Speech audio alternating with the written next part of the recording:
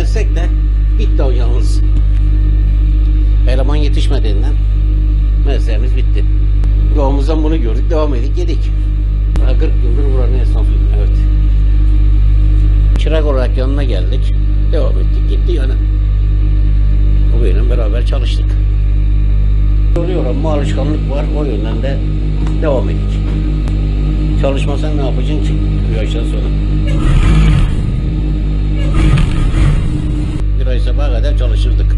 O zaman konfeksiyon yoktu. Çalışmamız yoğundu. Ama şimdilik ancak tamirat üzere çalıştık genelde. Tamirat işte ufak tefek dikiş işi oluyor.